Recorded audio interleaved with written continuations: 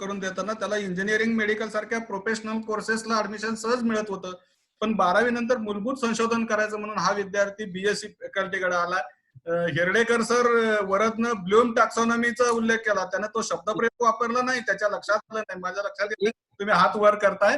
त्यांनी एक शंका फक्त विषय काढला, त्याच्याबद्दल काय बोलणार आपण? एक 2-3 लोकांनी सेक्शन 8 स्टेट पेपर्स असल्या तरी त्या फायनान्शियल आस्पेक्टशी निगडीत आहेत. अकॅडमिक मध्ये शासनाला हस्तक्षेप करायचे स्कोप याच्यात कुठे नाही, त्या विद्यापीठाच्याच ऑब्जेक्ट मध्ये आहेत.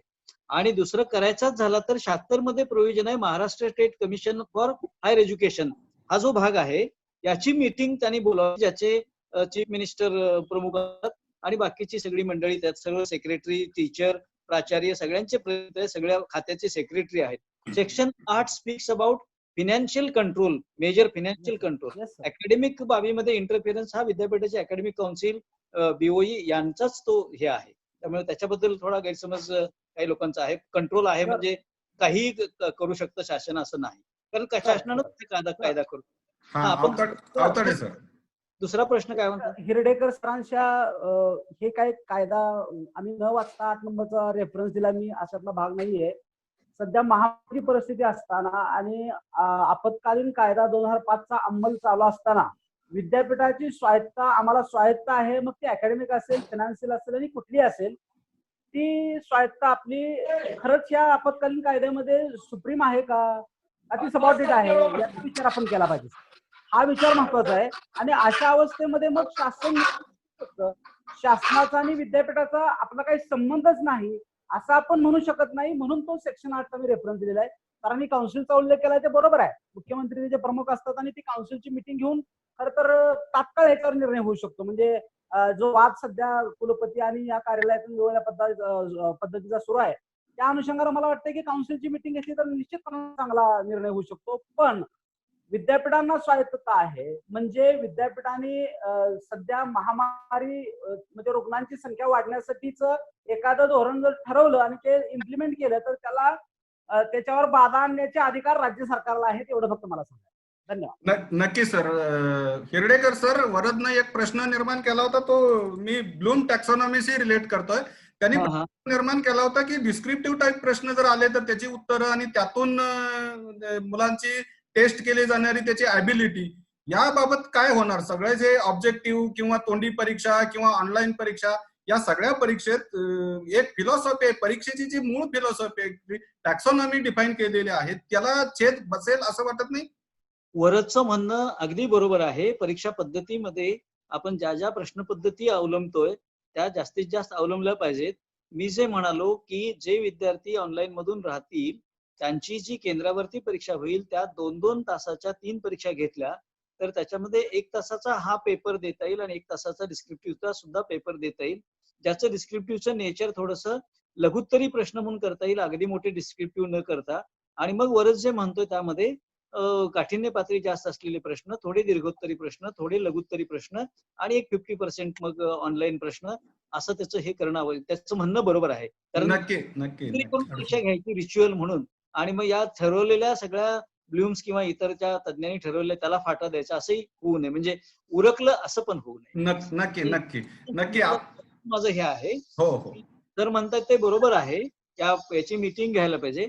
तर पॅन्डेमिक ज्यावेळी सुरू होतो, महामारी ज्यावेळी सुरू होते त्यावेळी कोणत्याही गव्हर्नमेंटला, सेंट्रल गव्हर्नमेंटला, स्टेट गव्हर्नमेंटला काही अधिकार प्राप्त होतात. परंतु हे अधिकार ज्यावेळी प्राप्त होतात त्यावेळी आपल्या या कायद्यातील अधिकारांचा संकोच होतो, पण ते कायदे रद्द होत नाहीत, संकोच होतो. संकोच म्हणजे आता न्यायालयामध्ये जे खटले चालले जातात त्या खटल्यामध्ये ऑनलाईन खटले दिले जातात, पण त्याच्यामध्ये गुन्हेगाराला कन्व्हिक्ट करायचं किंवा नाही करायचं, खटला न चालवता त्याला सोडता येत नाही. किंवा टॅक्सचे रिटर्न्स भरायचे आहेत, हा एक सेंट्रल गव्हर्नमेंटचा कायदा आहे, तर त्याचे रिटर्न्स आज भरायचे का उद्या भरायचे हे करता येईल, पण भरायचेच नाही असं करता येईल. म्हणजे कायदे रिप्लेस होत नाहीत किंवा कायदे ऑटोमॅटिकली अमेंड होत नाहीत किंवा कायद्याचा अगदी ते रिप्लेस पण होत नाही, त्याच्या यंत्रणा आहेत. संकोच होतो हे मान्य आहे. लोकांसाठी पॅन्डेमिक्स मध्ये त्या कायद्यांचा संकोच होतो, पण ते रद्द होत नाही. हो सर धन्यवाद सर. खरं तर मी या चर्चासत्राच्या पहिल्या सेगमेंटच्या समारोपाकडे जाणार आहे. तत्पूर्वी काही क्षण अरुण अडसूळ सरांना काही बोलायचं आहे. पहिला सेगमेंट संपवण्यापूर्वी अडसूळ सर तुमचं कॉमेंट. आता जो विद्यार्थी बोलला त्याचं म्हणणं एकदम बरोबर आहे, 100% बरोबर आहे. पण मी सुरुवातीला फिजिक्स आहे म्हणून नाही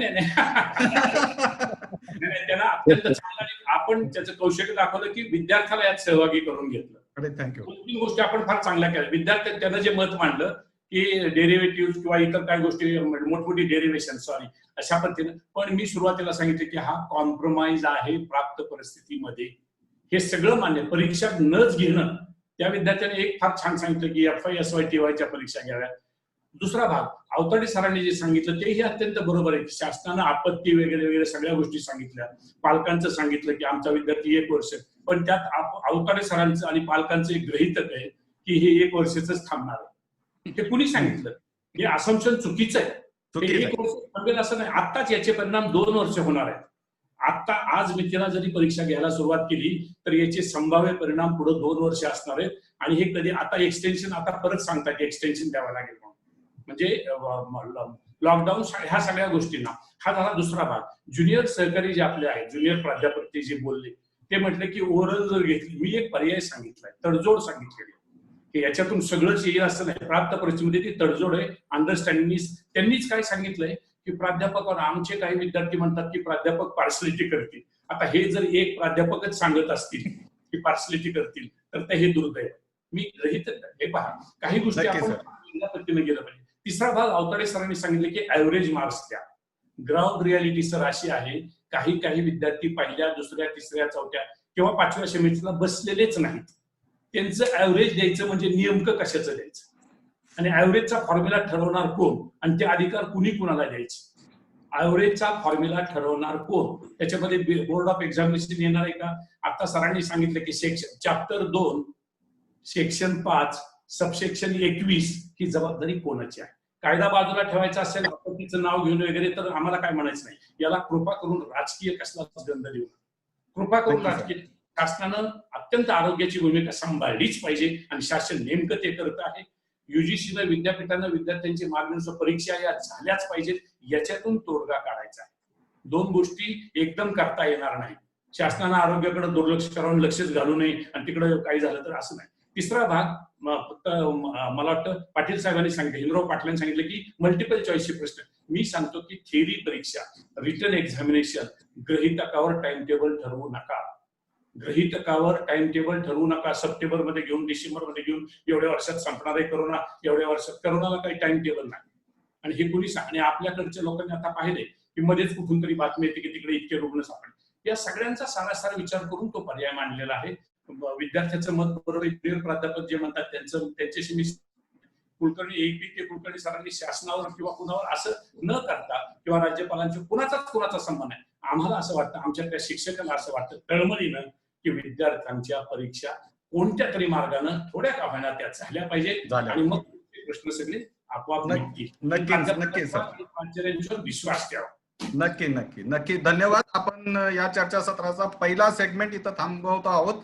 पहिल्या सेगमेंटमध्ये आपण सर्व मान्यवरांनी आपलं फ्रीलान्स ओपिनियन सादर केलं. खरं तर सर मी आता दुसरा सेगमेंट चालू करतोय. दुसऱ्या सेगमेंटमध्ये खरं आपल्या सर्वांची एक ऑब्जेक्टिव्ह टेस्ट घ्यायचं ठरवलेलं आहे.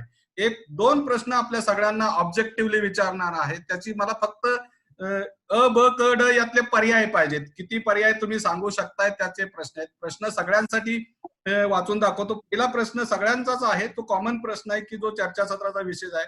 परीक्षा नक्की कोणाची, शासनाची, पालकाची, विद्यार्थ्यांची की प्राध्यापकांची?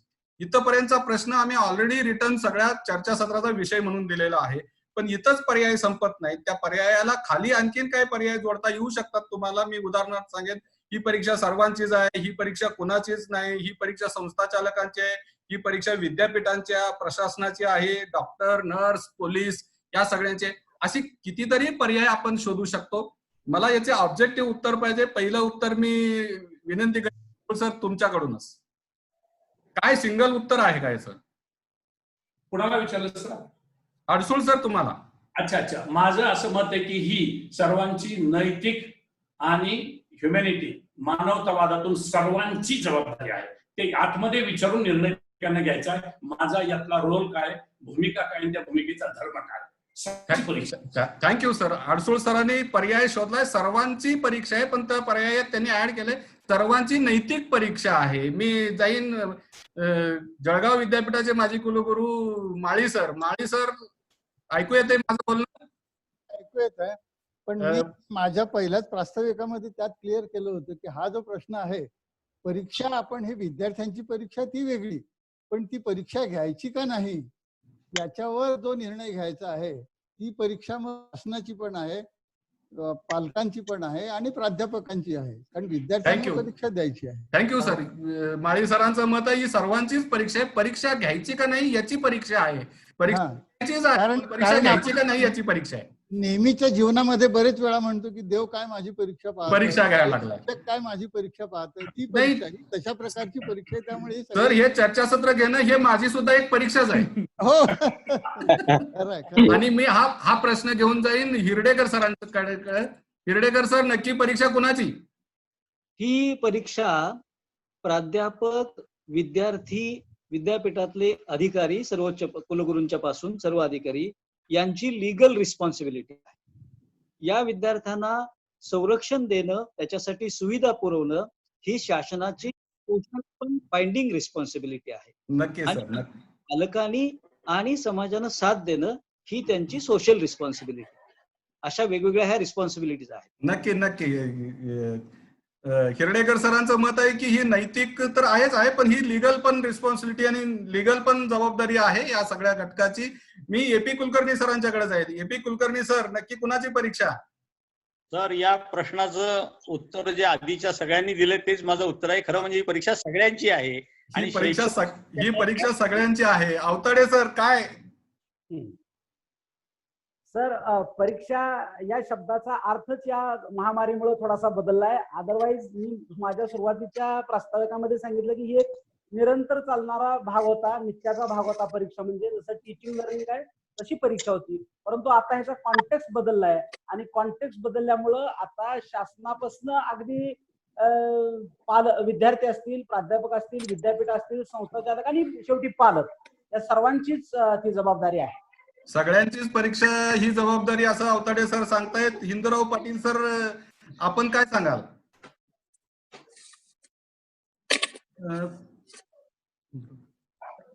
हिंदूराव पाटील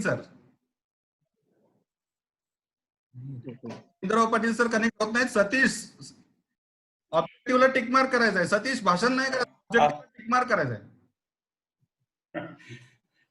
हा सर, सर्वजणांनी ज्या पद्धतीने सांगितलं तशी ही परीक्षा ही सर्वांची आहे आणि या परीक्षेचं उत्तर बुद्धी आणि हृदय या दोन्ही बाबींना घेऊन मानवतेच्या दृष्टिकोनातून सर्वांनी सोडवलं पाहिजे, हे माझं मत आहे. थँक्यू. वरद, कॉपी पेस्ट नाही करायचं सगळ्यांचं पुढच्यांचं बघून. तुझं काय टिक मार्क वेगळ्या प्रश्नावर आहे का वेगळ्या ऑब्जेक्टिव्हवर आहे? तर माझंही मत तेच आहे, पण माझं असं मत आहे की जर परीक्षा झाली तर विद्यार्थी उत्तीर्ण किंवा अनुत्तीर्ण होतील ते आपल्याला कळेल, पण जर मुळात परीक्षा झाली तर बाकीचे जे सगळे आहेत ते आपोआप उत्तीर्ण होतील. थँक्यू. माझा पहिला प्रश्न इथं संपतोय. मी दुसरा प्रश्न या ऑब्जेक्टिव्ह सेगमेंट मधला आपल्या समोर देतोय की परीक्षा घेण्याचा नक्की निर्णय कोण घेणार? माझा प्रश्न आहे का परीक्षा घेण्याचा नक्की निर्णय कोण घेणार? आणि मी पर्याय देतोय आपल्याला. राज्यपाल, मुख्यमंत्री, शिक्षण मंत्री, युजीसी, हे 4 पर्याय आहेत. पण या पर्यायासोबतच तुम्ही विद्यापीठाचे परीक्षा संचालक, कुलगुरू, जशा अपेक्स बॉडी आहेत, जसं ICMR आहे, फार्मसी कौन्सिल आहे, बार कौन्सिल आहे, CSIR आहे, ICSSR आहे, अशा ज्या अपेक्स बॉडी वेगवेगळ्या फॅकल्टीच्या आहेत त्या अपेक्स बॉडीलाही आपण जोडू शकता. नक्की अडसूळ सर, या परीक्षा घेण्याचा निर्णय नक्की कुणी घ्यायचा? आता सगळ्यांना असं वाटतंय की जन्माला यावा, शिवाजी जन्माला यायला पाहिजे, पण कुणाच्या घरात येणार? याचं उत्तर एकदम सोपं आहे सर, कॉम्प्लिकेशन्स अजिबात नाही. ही नैसर्गिक हेल्थ डिझास्टर आहे. आपत्ती असल्यामुळे याच्यात शासनाचा रोल 100% असला पाहिजे.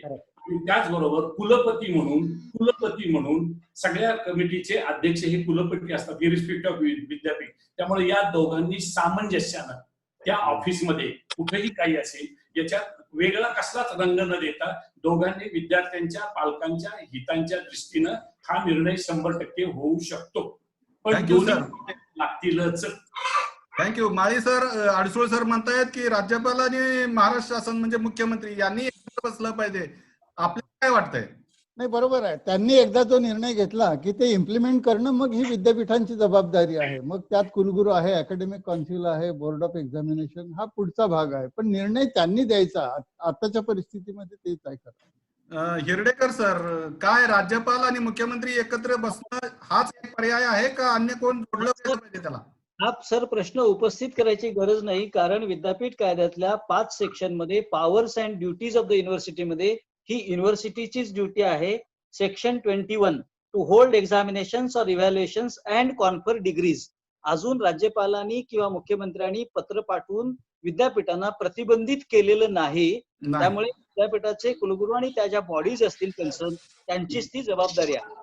खरं तर धन्यवाद सर. हिरडेकर सर परीक्षा संचालक राहिलेले आहेत. खरं तर मला हिरडेकर सर अभिनंदन करावं असं वाटतं की राज्यपालाकडे जायची गरज काय आहे. कुलगुरू जर हा कायदा त्यांच्या टेबलवर असेल आणि कायदा 2016 पासून जर अंमलातच आला असेल तर मग कायदा इम्प्लिमेंट करण्यासाठी कुणाची परवानगी मागायची गरज नाही ना. त्यामुळे जर त्यांच्या बोर्ड ऑफ एक्झामिनेशन मध्ये किंवा त्यांच्या अकॅडमिक बॉडीज मध्ये जर निर्णय घेऊन परीक्षेचं स्वरूप ठरवून जर परीक्षा घ्यायलाच पूर्वीपासून सुरुवात केली असती तर कदाचित हिरडेकर सर आज म्हणतायत त्याप्रमाणे प्रश्नही निर्माण झाला नसता. आज जर कुणी कुलगुरू म्हणाले की मला दिलेल्या कायद्यानं I am empower to conduct examinations, nobody can stop me, तर ते कसे स्टॉप करू शकतील यासाठी कायदा बदलावा लागेल. Nobody can stop any two conduct examination. तर कायद्यानंच तुम्हीच दोन्ही हाऊसमध्ये पास करून हा कायदा आम्हाला दिलेला आहे. याच्यामध्ये राज्यपालांचा इंटरफेरन्स केव्हा येतो? इफ समथिंग अनवॉन्टेड अनएक्सपेक्टेड काही असेल, असं असेल तर त्यांचा असतं. अजून तसं नाहीच आहे काय? नाही. Provided that we will follow the rules given by the state government about the distancing and security of the students. बरोबर आहे. धन्यवाद सर. खरं हिरडेकर सरांच्या मतावर अडसूळ सरांना काहीतरी कॉमेंट करायचं. अडसूळ सर, पण नैसर्गिक आपत्ती की ज्याच्यामध्ये पालक आता इन्व्हॉल्व्ह झालेले आहेत, समाज इन्व्हॉल्व्ह झालेला आहे, त्यामुळे शासनाची जबाबदारी आहे. राज्यपाल कुलपती असल्यामुळे हे वेगळी परिस्थिती आहे. कायदा सेक्शन 21 त्यांनी बरोबर सांगितला, त्यात काहीच गैर नाही. पण प्राप्त परिस्थिती तशी नाही की जिथं फक्त कायदाच अवलंबला गेला पाहिजे. इथं शासनाला सामाजिक अत्यंत महत्वाचं आहे. शासन बरोबर निर्णय घेईल. राज्यपालांनी यांनी बसून याला योग्य पर्याय काढणं सहज शक्य आहे. फक्त एपी कुलकर्णी सर असं म्हणतायत की हा कायदा असताना पुन्हा परवानगी मागायची गरज नाही. हे जरी खरं असलं तरी आता आपत्कालीन परिस्थितीमध्ये कायदा सप्रेस होतो आणि मग राज्य शासन ओव्हरकम करतं का या कायदा? जसं ते मगाशी उल्लेख आला की आपत्ती व्यवस्थापन कायदा आहे अस्तित्वामध्ये आणि त्यांनी विद्यापीठ कायद्याचा काही प्रमाणात संकोच होऊ शकते, खरं आहे. आणि त्यामुळे मला असं वाटतं की अडसूळ सरांनी सांगितलं तसं मुख्यमंत्री आणि कुलपतींचा आदर मुख्यमंत्र्यांनी करावा. मुख्यमंत्र्यांचं म्हणणं काय आहे ते गांभीर्याने कुलपतींनी लक्षात घ्यावं आणि मुख्यमंत्री आणि कुलपतींनी एकत्र बसून जो विद्यापीठ कायदा आहे त्या विद्यापीठ कायद्यातल्या प्रोव्हिजनचा विचार करून हा निर्णय करावा किंवा हे निर्णय करण्याचं स्वातंत्र्य हे ते त्यांना द्यावं असं मला वाटतं. हिंदूराव पाटील सर, माझा आवाज येतोय तुम्हाला? आवाज येतोय. हा सर, माझा प्रश्न असा होता की परीक्षा घेण्याचा जो नक्की निर्णय आहे तो कुणी घ्यायचा? राज्यपाल, मुख्यमंत्री, शिक्षण मंत्री, युजीसी का अन्य कोणी? नाही, विद्यापीठानं हा निर्णय घेतला पाहिजे परीक्षा घ्यायचा. कारण विद्यापीठ हे साहित्य बाडे आहे आणि अकॅडमिक काउन्सिल आणि बीओई वगैरे हे सगळे ठरवतात परीक्षा घ्यायची किंवा नाही. मग हे सगळं खरं आहे, विद्यापीठाने निर्णय घ्यायचा आहे, पण गेले 78-79 दिवस झालं लॉकडाऊन चालू आहे. कुठल्या विद्यापीठानं का टाइम टेबल केलं नाही आणि डिस्प्ले केलं नाही? अवताडे सर. सर, अतिशय म्हणजे वेगवेगळ्या प्रकारची मतं या ठिकाणी नोंदवली जात आहेत.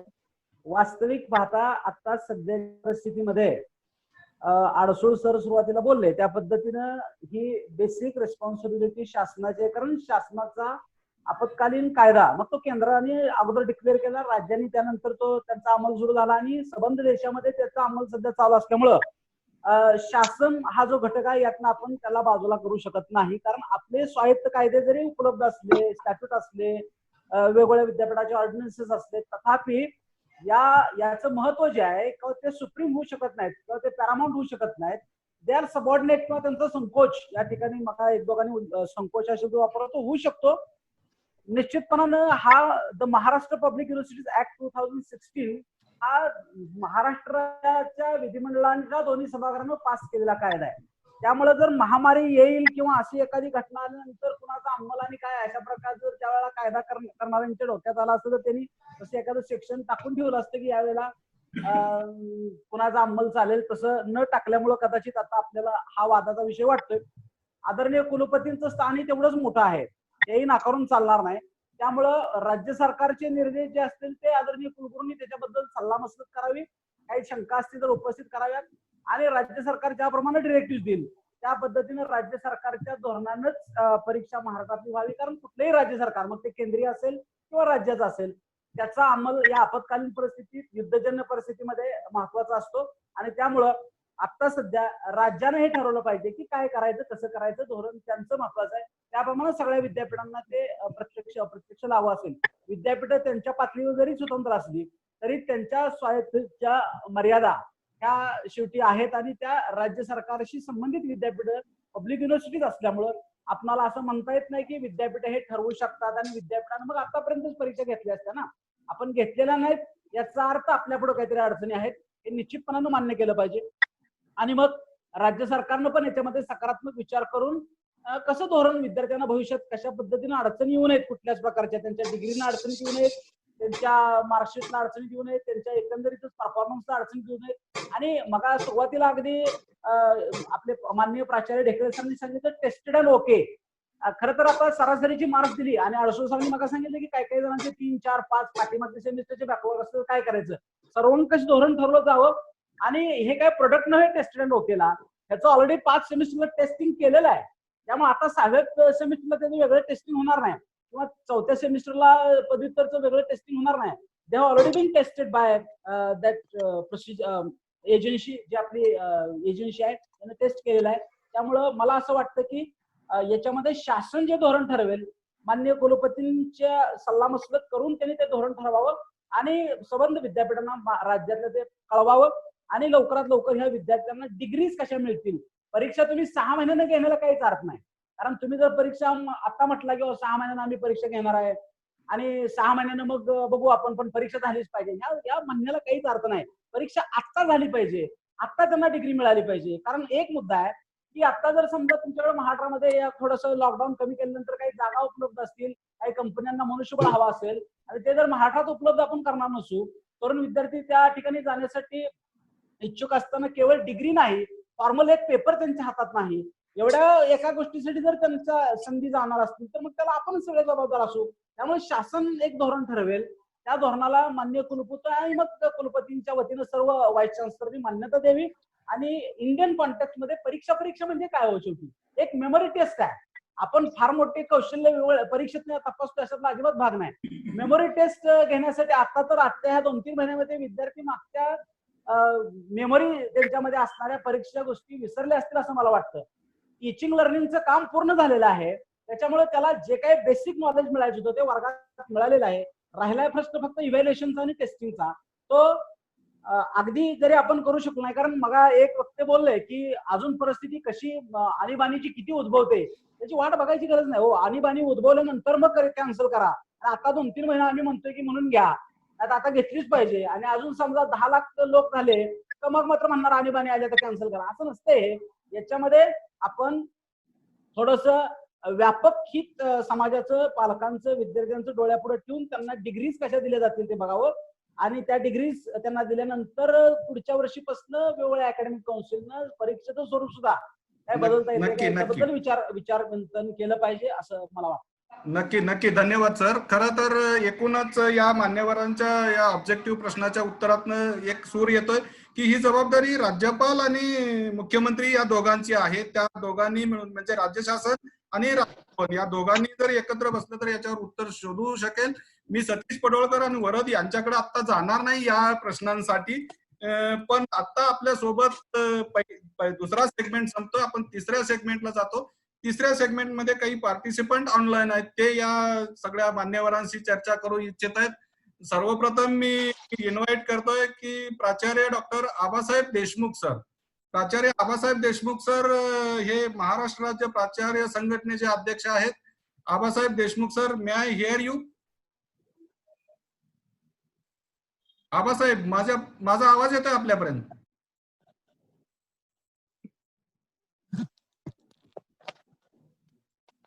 देशमुख सर.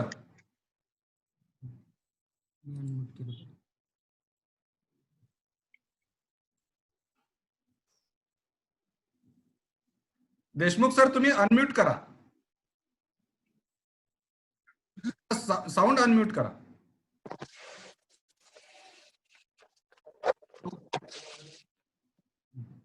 देशमुख सरांच्याकडे माझा आवाज पोचत नाही. आता आपल्या सोबत हात वर करतायत नरसिंग पडाळ, डॉक्टर नरसिंग पडाळ. डॉक्टर नरसिंग पडाळ.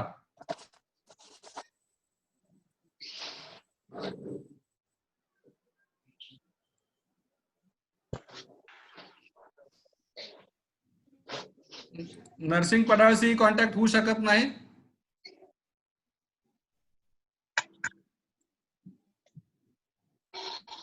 आता आपल्या सोबत BS साळुंके सर आहेत. BS Salunke sir. Hello sir. Padal sir, Padal sir, माझा आवाज? माझं असं स्पष्ट मत आहे, पडाल बोलतोय मी सांगलीहून. बोला बोला सर. परीक्षा या झाल्याच पाहिजेत. कशा झाल्या पाहिजेत? सिच्युएशन मध्ये कसं मुलांच्या कन्व्हिनियन्सने घेता येईल हे पाहिजे. संघटना काय म्हणतील याला अर्थ नाही. कारण सांगतो, बँकात आज तुम्ही व्यवहार होत आहेत, पोस्टात व्यवहार होत आहेत, दैनंदिन व्यवहार होत आहेत, दवाखाने चालू आहेत, तर परीक्षा घेतल्या पाहिजे. आपल्या सगळ्या प्राध्यापकांची जबाबदारी. मुलांना घेता येईल याचा आपण विचार केला पाहिजे. सर, एक दोन गोष्टी करता येतील. एक तर परीक्षेचा वेळ कमी करता येईल, त्यांना छोट्या छोट्या गटात घेता येईल. अगदी आपण गुगल क्विज आणि पेन पेपर सुद्धा ऑप्शन ठेवू शकू. या दोन्ही ज्यांना शक्य नाही त्यांच्या सुद्धा घेता येईल.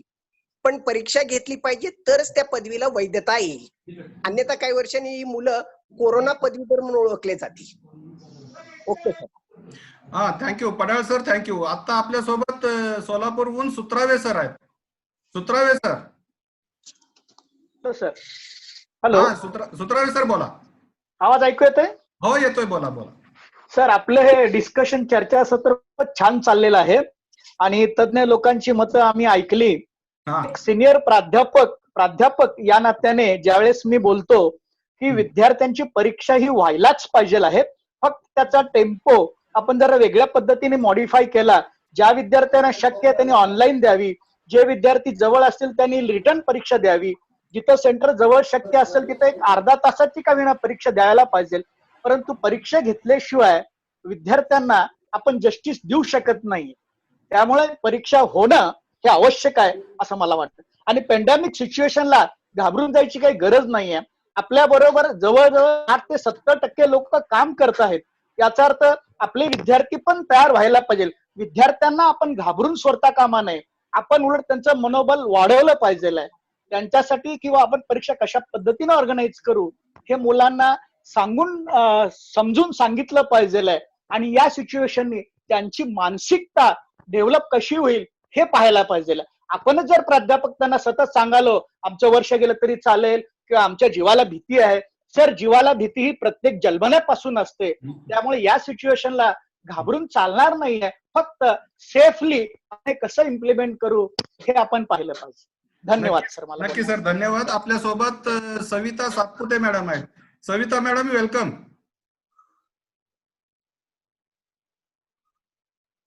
Hello Savita madam.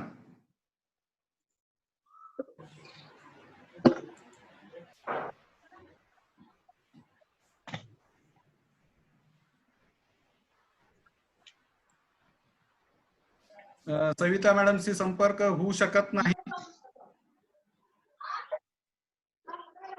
मी आमच्या टेक्निकल टीमला विनंती करेन, आबासाहेब देशमुख आहेत का बघा, डॉक्टर आबासाहेब देशमुख.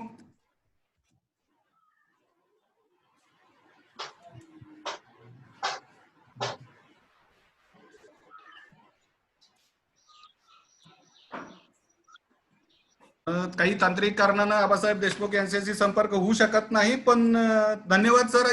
काही प्रेक्षकांनी आपली मतं व्यक्त केली. एकूणच सूर येतोय की परीक्षा झालीच पाहिजे, पण प्रत्येकाचं मत एवढंच आहे की पुन्हा परीक्षेचं स्वरूप काय, परीक्षा कशा पद्धतीने घेतल्या पाहिजेत. अशा आपत्कालीन परिस्थितीत परीक्षा घेण्याचे नक्की वेगळे मार्ग आपल्याला शोधले गेले पाहिजेत. आपल्यासोबत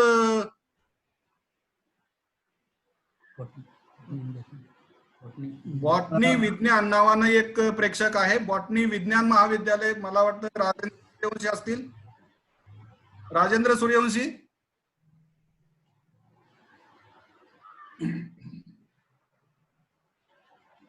बॉटनी विज्ञान या नावानं एक प्रेक्षक जोडला गेलाय,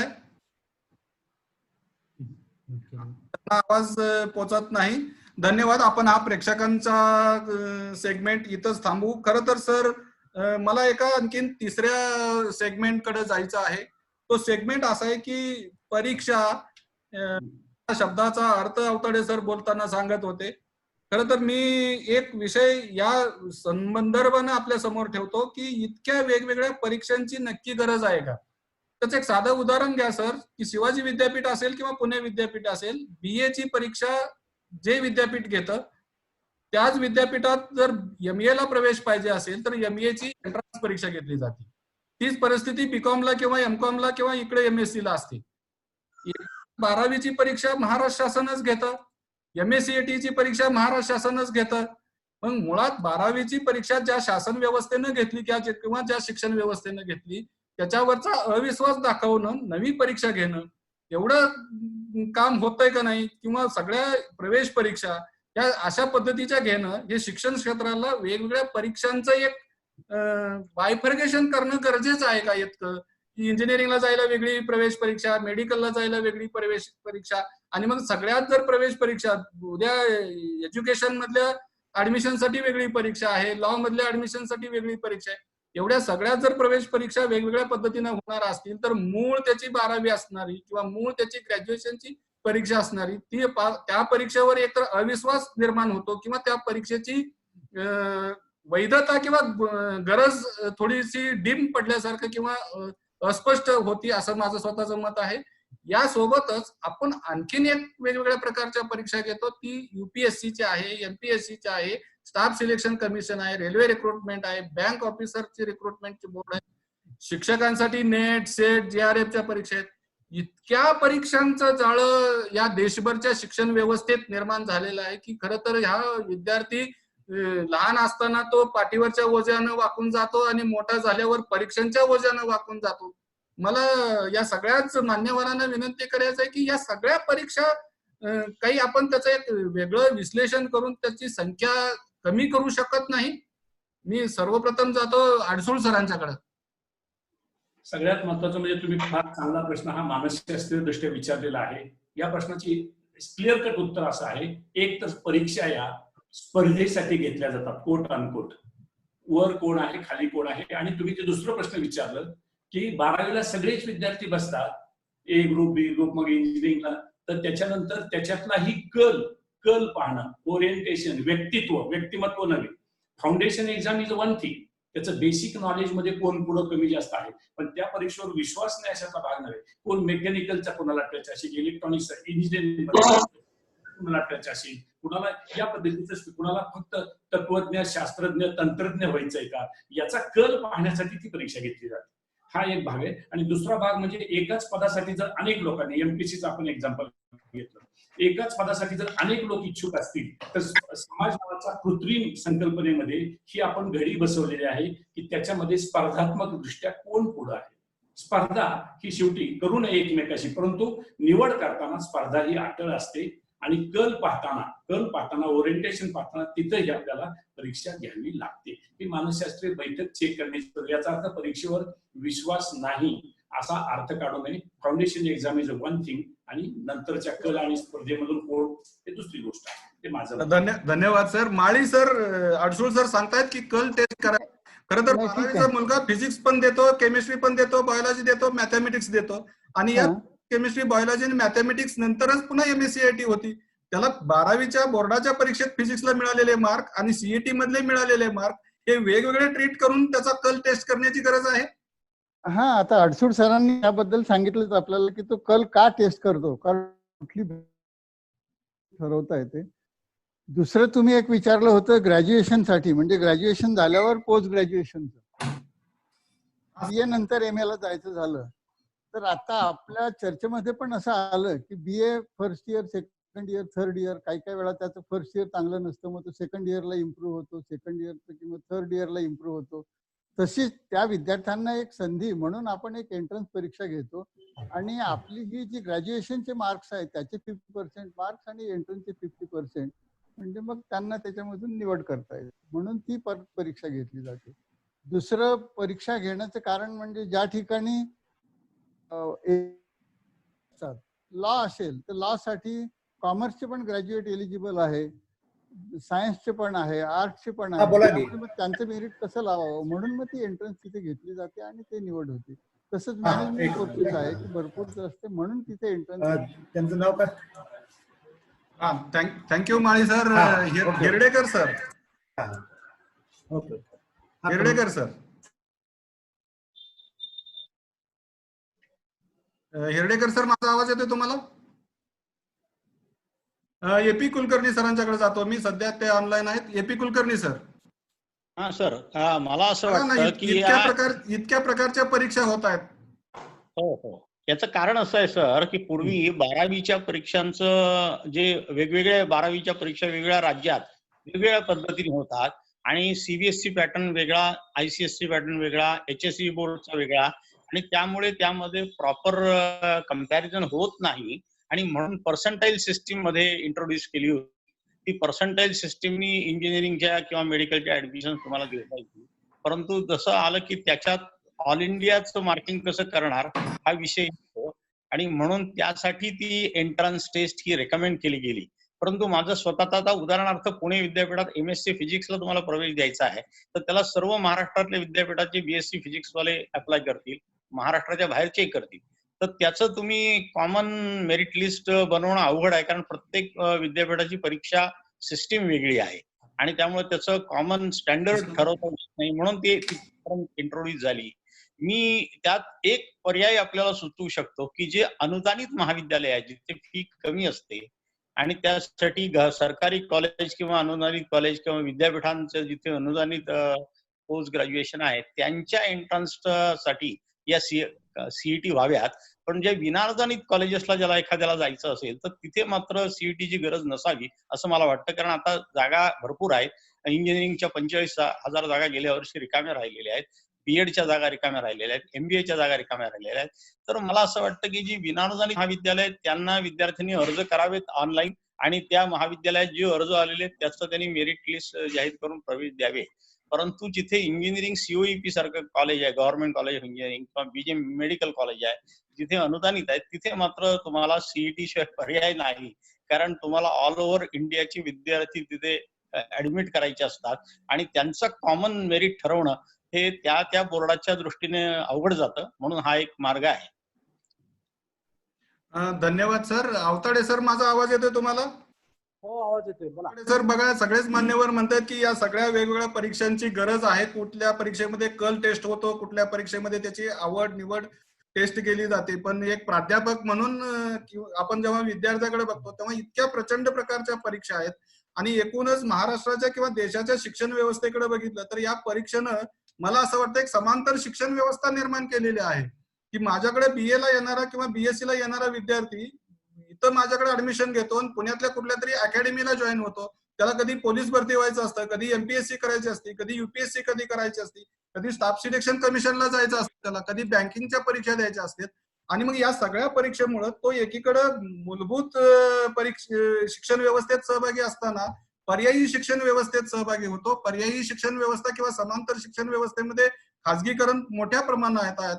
पुण्यासारख्या किंवा लातूर सारख्या किंवा राजकोट सारख्या ठिकाणी जर तुम्ही या क्लासेसची संख्या बघितली तर या आणि अर्थकारण एखाद्या अर्थतज्ञालाही अभ्यास करायला फिकं पाडेल इतकं मोठं अर्थकारण समांतर शिक्षण व्यवस्थेने निर्माण केलेलं आहे. खरं तर पब्लिक प्रॉपर्टी आहे ही शिक्षण व्यवस्था, पब्लिक राईट आहे या देशातल्या नागरिकांचा शिक्षण मिळण्याचा. तो त्यांचा एक राईट असताना शासनानं त्यांची जबाबदारी समांतर शिक्षण व्यवस्थेवर का टाकून द्यावी? ते शिक्षण व्यवस्था हितच द्या ना. युपीएससीचे क्लासेस सुद्धा याच महाविद्यालयात नेमा. स्टाफ सिलेक्शन कमिशनचे जे काही सिलेबस आहे तो आम्हालाच द्या शिकवायला. आम्हाला प्राध्यापक मंडळीनं इतका मोठा प्रकार, तर हे जर शिक्षण आम्ही देऊ शकत नसेल आणि मग बाहेरचे कोचिंग क्लासेस वाले जर स्टाफ सिलेक्शन मध्ये किंवा पोलीस भरतीमध्ये जर आमच्या विद्यार्थ्यांना फिनिश प्रोडक्ट म्हणून जर मार्केटमध्ये आणत असतील आणि त्यांच्या जाहिराता, माफ करा 2 माजी कुलगुरू सर आहेत इथं, त्यांच्या जाहिराती जेव्हा मी एखाद्या निकालानंतर वर्तमानपत्राच्या पहिल्या पानावर पानभर बघतो तेव्हा माझ्यातला मूळ शिक्षक थोडा हवा होतो. अवताडे सर, काय सबमिशन आहे आपलं याबद्दल? सर, तुमचे विचार बरोबर आहेत, परंतु सध्या आपल्या देशामध्ये मल्टिपल ऑपॉर्च्युनिटीज आहेत आणि त्यासाठी पालक आणि विद्यार्थी खरं तर ह्या वेगवेगळ्या गोष्टीकडे अट्रॅक्ट होत आहेत. आपल्या व्यवस्थेमध्ये फार मोठा दोष आहे अशातला भाग नाही. तुम्ही जे सांगितलं की तुमच्यातला हळवा प्राध्यापक ज्यावेळेला ह्या सगळ्या गोष्टी बघतो तेव्हा तुम्हाला वाटतं की जत महाविद्यालयात मी ह्या सगळ्या गोष्टी देऊ शकतो कमी अधिक प्रमाणात. परंतु या ग्लोबलायझेशन मध्ये किंवा हा मार्केटिंगच्या वर्ल्ड मध्ये लोकांना असं वाटतं की माझ्या मुलाला भरपूर चॉईसेस उपलब्ध असले पाहिजेत आणि त्या भूमिकेतून पालक ज्या वेळेला पळतात, विद्यार्थी त्या दिशेनं ज्यावेळेला धावतात त्यावेळेला ह्या अनेक परीक्षांचा पर्याय किंवा असं जे ओझं परीक्षांचं म्हणतो आपण ते त्या विद्यार्थ्यावर पालकाकडून म्हणा किंवा विद्यार्थी स्वतःहून म्हणा लादून घेतोय. त्याचा जर ऍप्टिट्यूड त्याला समजला मी ह्या क्षेत्रामध्ये करिअर करू शकतो आणि त्याच गोष्टी जर तो पुढे करणार असेल किंवा तो करत गेला तर फार परीक्षा त्यानं द्यायची काही गरज नाही. परंतु असं ओळखणारे फार कमी पालक आणि विद्यार्थी असतात. त्यामुळं ऍव्हरेज पालक अनेक ऑप्शनचा विचार करून विद्यार्थ्यांना वेगवेगळ्या प्रकारचं नॉलेज देतात आणि मग परीक्षा पण देत असतात. त्यामुळं त्या ठिकाणी त्या परीक्षांचं महत्व निश्चितपणानं आहे. आणि अगोदरच्या वक्त्यांनी विशेषतः आडसूळ सरांनी जे सांगितलं की त्या परीक्षांचं महत्व आहेच, पण आपल्याला ते कसं कमी करता येईल, आपण कुठं कुठे एलिजिबल आहोत हे पालकांनी आणि विद्यार्थ्यांनी ऑलरेडी ओळखलं पाहिजे आणि त्याच अँगलनं पुढे गेलं पाहिजे. म्हणजे आपल्यावरचा ताण आपण कमी करू शकतो. सध्याच्या आपल्या देशातल्या ऑपॉर्च्युनिटीज आणि त्याच्यातनं मिळणारे जॉब्स, त्याच्यानंतर आपण करणारा ट्राय करणाऱ्या लोकांची संख्या, हे सगळं जर त्याचं प्रपोर्शनेट काढलं तर निश्चितपणानं संधी कमी आहे. त्यामुळे लोक असे वेगवेगळ्या प्रकारचे चॉईसेसकडे जातात असं माझं निरीक्षण आहे. धन्यवाद सर. नक्की सर, आपल्यासोबत वरद आहे. वरद, खरं तर हे सगळे मान्यवर वेगवेगळ्या परीक्षांच्या बाबतीत बोलतायत. तुला तुझ्या करिअरचा मार्ग निवडताना काय वाटतं का कधी आपला मार्ग चुकलाय, बीएससी कडे आलोय, एमपीएससी करायला पाहिजे होती किंवा रेल्वे रिक्रुटमेंट बोर्डात जायला पाहिजे होतं, काय या सगळ्या प्रश्नांचं उत्तर तू कसं शोधतोयस वरद? वरदचा आवाज जाऊ शकत नाही. आता आपल्यासोबत एक पार्टिसिपंट आहेत, रशीद मुलानी. मी टेक्निकल टीमला सांगेल रशीद मुलानीला अनम्यूट करा. रशीद, हॅलो रशीद, माझा आवाज येतोय? रशीद, प्रश्न येतोय. विचार नाही सांगायचे. या मान्यवरांना काही प्रश्न असतील तर प्रश्न विचारा डायरेक्ट थेट. प्रश्न विचारायचं मला असं विचारायचं आहे की ही जी यंत्रणा परीक्षेची जी सुरू आहे, आपण जे आता सांगितलं की 10वी-12वी मग ऑब्जेक्शन घेतोय का आपण, पुढच्या परीक्षा वेगवेगळ्या परीक्षा द्याव्या लागतात, त्यापेक्षा असं मला असं वाटतंय की हे जे सगळं यंत्रणा जी सुरू आहे त्याची यंत्रणा परीक्षा यंत्रणा जर निर्माण झाली आणि सीबीएसई वेगळं किंवा स्टेट बोर्ड वेगळं, इकडची क्वालिटी वेगळी हे होण्यापेक्षा जर सगळी यंत्रणा जर एकाच पद्धतीने लागू केली, शिक्षण व्यवस्था एकच होईल. आणि आता जो समांतरची शिक्षण पद्धतीची सुरू आपण म्हणता की पायबंद कुठेतरी त्याला होईल आणि चांगल्या प्रकारचं शिक्षण सर्वांनाच मिळेल असं मला वाटतंय. धन्यवाद रशीद, धन्यवाद सहभागी झाल्याबद्दल. आडसूळ सर, हा एका हायस्कूल शिक्षकाचं ओपिनियन होतं. त्याला एमटीएस, एनटीएस, 4थी स्कॉलरशिप, 7वीची स्कॉलरशिप आणि 10वीची बोर्डाची परीक्षा, अशा अनेक प्रकारच्या परीक्षेला सामोरं जाण्याचं शिक्षण एकाच वर्गात द्यावं लागतंय. काय आपल्याला या माध्यमिक शिक्षकाच्या मतावर काय रिॲक्ट व्हायचं आहे का?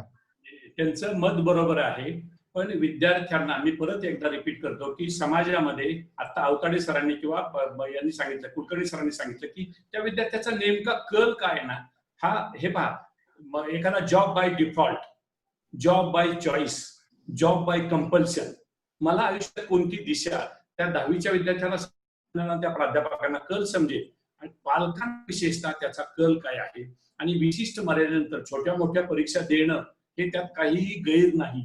त्यानं स्वतःची लेवल, कमतरता कुठे आपण कमी करतो, कुठं पडतो वगैरे वगैरे. पण 12वी नंतर जेव्हा आपण म्हणता, म्हणजे 12 म्हणजे 12 जसा उल्लेख झाला की 18, तिथं मात्र त्याला स्वतःच्या आयुष्याचं डिरेक्शन ठरवता आलं पाहिजे, कल ठरवता आला पाहिजे. 1000 परीक्षेला एकाच विद्यार्थ्यांनी बसण्याची गरज नाही. छोट्या मोठ्या स्कॉलरशिपच्या परीक्षा स्वतःची गुणवत्ता तपासून घेण्यासाठी घेण्यात काहीच गैर नाही.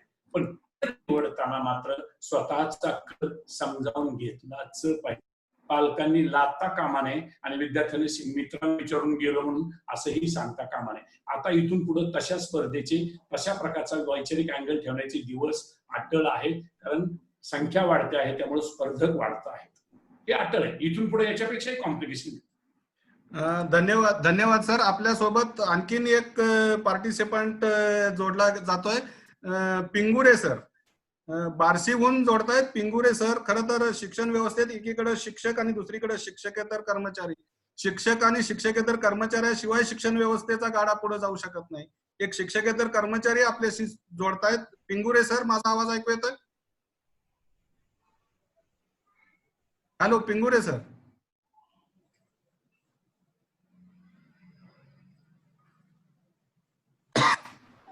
पिंगुरे सर, माझा आवाज ऐकू येतोय? सरांचं अनम्यूट करायला पाहिजे सर. झालेत, अनम्यूट झालेत. नाही, त्यांच्याकडून ते नाहीत. मग ठीक आहे, पिंगुरे सरांशी कनेक्ट होऊ शकत नाही आपण. पुन्हा आपण खरं तर प्रेक्षकांच्या अनेक प्रश्नांच्याकडे जाऊन आलो. सर्वच मान्यवरांचा आभार. आणि आता आपण या चर्चासत्राच्या जवळपास शेवटच्या सेगमेंटकडे येऊ.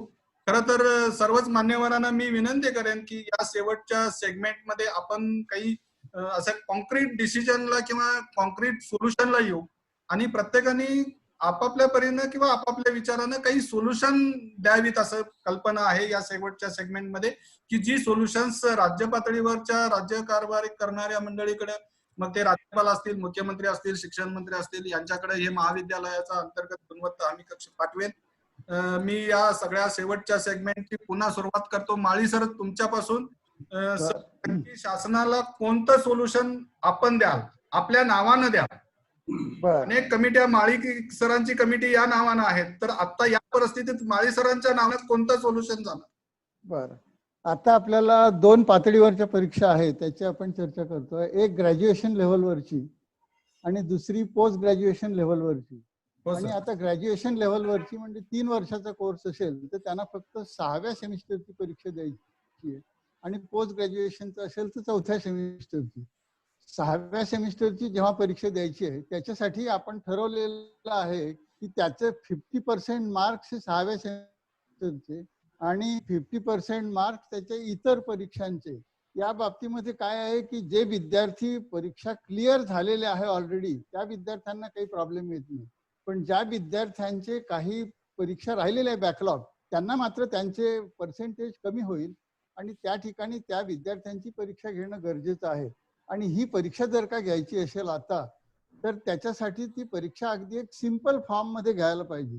पूर्वीची आपली परीक्षा आपण ती एक 3 तासाची मोठमोठी आन्सर्स असलेली असायची, त्याच्यापेक्षा आपण 50 मार्काचं इंटरनल झालेलं आहे. 50 मार्काची जी परीक्षा घ्यायची आहे त्यातली 30% हे एक मल्टिपल चॉईस वर घ्यायची आणि 20% असं एक सिंपल आन्सर्स वगैरे शॉर्ट आन्सर टाईप अशी जर का परीक्षा घेतली तर ती साधारण 1 तास 1.5 तासामध्ये विद्यार्थ्यांची परीक्षा होऊ शकेल.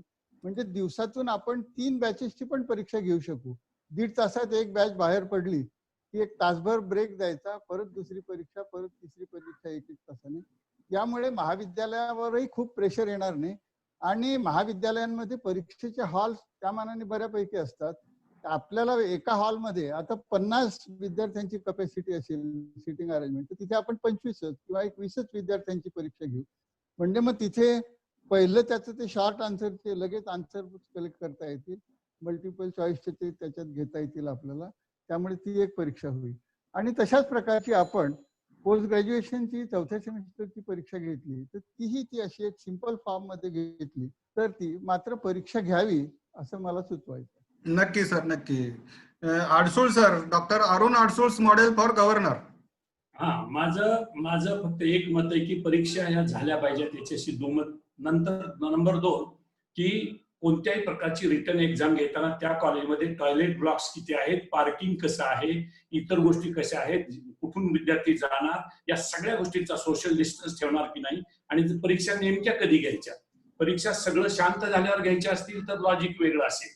परीक्षा हे सुरू असताना काहीतरी प्रिकॉशनरी मेजर्स घेऊन प्राध्यापकांनी, प्राचार्यांनी कंबर कसून, सर्वांनी कंबर कसून आपण त्यात उतरलो तर कशा घ्यायच्या, ह्या वेळेवर फार महत्वाचं आहे. आणि परीक्षा ह्या माझ्या दृष्टीनं ओरल घेतल्या, मी परत एकदा रिपीट करतो, अनुभव 40 वर्षाचा, की पुढचे प्रश्न जर टाळायचे असतील, 6व्या सेमिस्टरची परीक्षा घेतली, त्याचं जर SY राहिलं असेल एटीकेटी, तर त्याचं नेमकं काय करायचं, त्याला डिग्री द्यायची का नाही, अडचणी निर्माण होतील. एटीकेटीच राहील.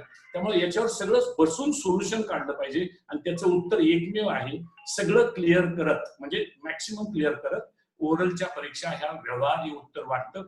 अत्यंत कमी विद्यार्थी कॅम्पसमध्ये येतील. अवताडे सरांनी फार चांगला मुद्दा लक्षात आणून दिला की CHBचे प्राध्यापक असणार नाही. खरंय, ते मॅनपॉवर कमी पडणार आहे. मॅनपॉवर म्हणून तोंडी परीक्षेमध्ये एवढी मॅनपॉवर असणार नाही. कोणत्या प्रॅक्टिकल परीक्षा आपण कशा घ्यायच्या, जवळ जावंच लागेल, म्हणजे कोरोनामध्ये घेताच येणार नाही. नंतर मग दुसरा भाग येतो नॉन टीचिंगच्या बाबतीमध्ये सगळे. त्यामुळं ओरल परीक्षा हे व्यवहार्य उत्तर आहे आणि ते वर्केबल मॉडेल आहे. फक्त बसून विचारपूर्वक ठरवलं पाहिजे. यात काही अजून चांगल्या सजेशन्स येऊ शकतात. नक्की नक्की नक्की. Thank you sir. Hiradekar sir.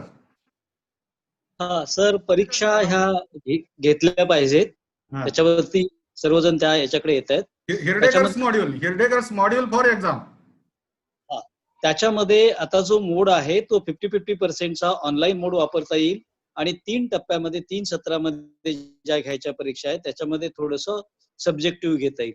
Adsul sir म्हणतायत तो ओरलचा जो भाग आहे त्याच्यामध्ये खूप सब्जेक्टिव्हिटी होते, त्याचं गुणांकन करणं याला थोड्या अडचणी येतील. आणि सब्जेक्टिव्हिटीवरती यापूर्वी ज्या आपण ओरल घेतले आहेत, इंजिनिअरिंग कडे ओरल घेत होतो, CIE पूर्वी होती ओरल घेत होतो, त्याच्यामधल्या तक्रारी आपण ज्या परीक्षा नियंत्रक म्हणून अभ्यासलेल्या आहेत त्याच्यामध्ये शिक्षकांच्या विरुद्ध बऱ्याच तक्रारी आल्या होत्या की ओरल घेताना त्या ओरलचे किती प्रश्न विचारले, काय प्रश्न विचारले, याचं जे रेकॉर्डिंग होतं त्याच्यामध्ये आजपर्यंतच्या परीक्षेचा माझा अनुभव प्रत्यक्षात असा आहे, त्याचं रेकॉर्डच ठेवलं जात नाही. म्हणजे माझ्या मनात आले ते प्रश्न विचारले असा भाग होतो.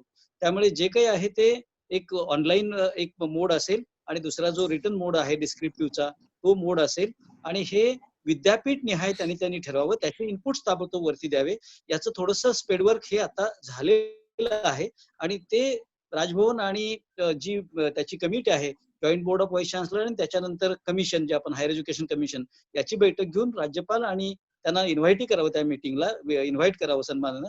एकत्रितच हा निर्णय होईल, जिथे व्हाईस चान्सलर पण असतील आणि निर्णय घेणारे राज्यपाल आणि हे पण असतील, मुख्यमंत्री पण असतील.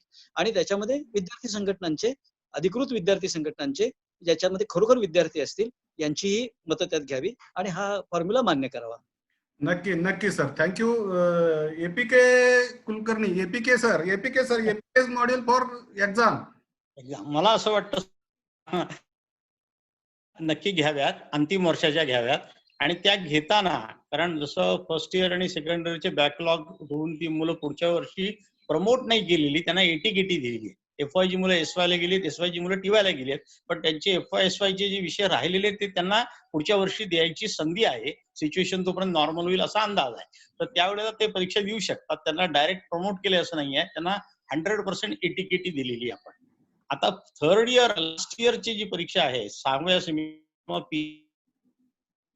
PG ला सुद्धा जरी फर्स्ट इयरला विद्यार्थी जास्त नापास झाले असले तरी ते सेकंड इयरला फक्त एटीकेटी घेऊन गेलेले आहेत.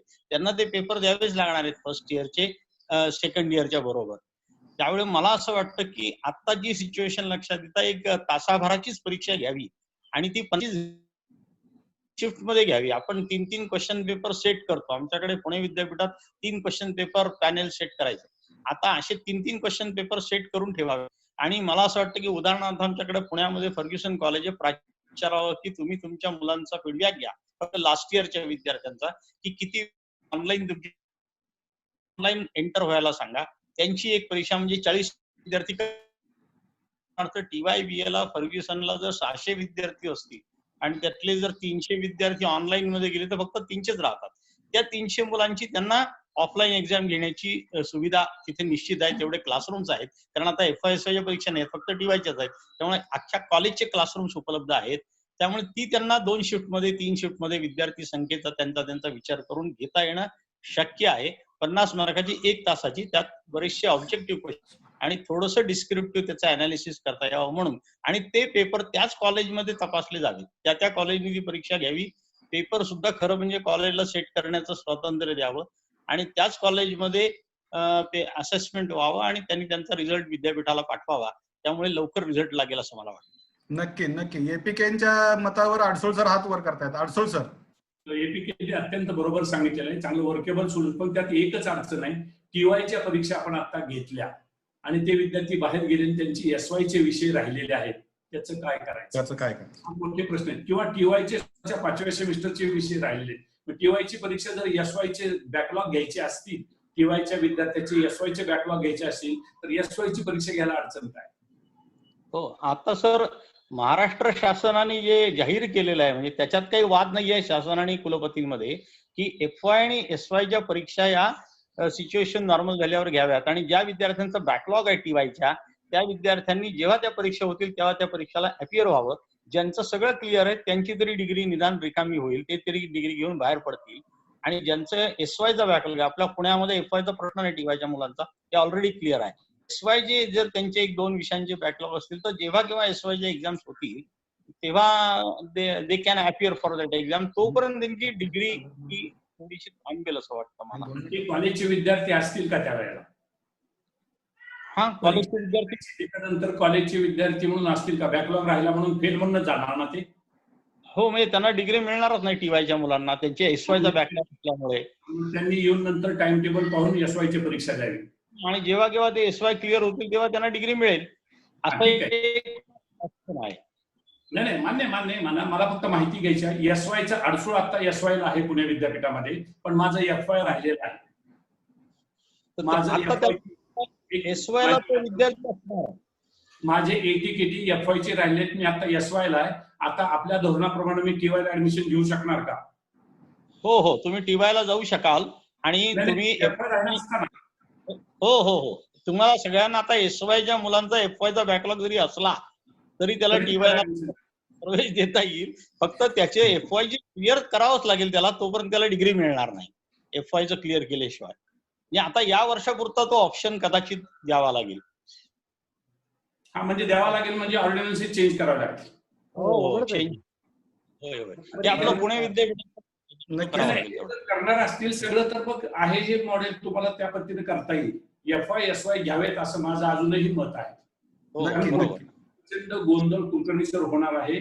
या विद्यार्थ्यांचे बॅकलॉग प्लस नवीन विद्यार्थ्यांचं नवीन परीक्षा, रेग्युलर एक्झाम, एक्स्ट्रा करिक्युलर, को करिक्युलर, एक्सटेन्शन ऍक्टिव्हिटी, टीचिंग, हे सगळे घटक पुढच्या अकॅडमिक इयर मध्ये गोंधळ करण्यात येतील की माझं असं मत आहे. ते टाळायचं असेल म्हणून मी हा पर्याय सुचवला.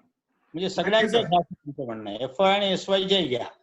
हा, ओव्हरऑल सगळ्या घ्या पुढच्या वर्षीचं, कारण पुढच्या वर्षी एवढा गोंधळ होणार आहे. आपली ही मीटिंग लक्षात ठेवा की पुढच्या वर्षी प्रचंड गोंधळ. परत रिपीट करतो, FYचे बॅकलॉग, SYचे बॅकलॉग, TYचे राहिलेले मागचे विद्यार्थी या परीक्षा, याच्यानंतर रेग्युलर विद्यार्थ्यांच्या regular internal exam, regular semester परीक्षा, त्याच्यानंतर टीचिंग, एक्स्ट्रा करिक्युलर, को करिक्युलर, एक्सटेन्शन, स्पोर्ट्स, आपण काय करतोय म्हणून कुठेतरी आपण याचा निर्णय फडशा पाडला पाहिजे अशी माझी रिक्वेस्ट आहे. बरोबर, नक्की सर.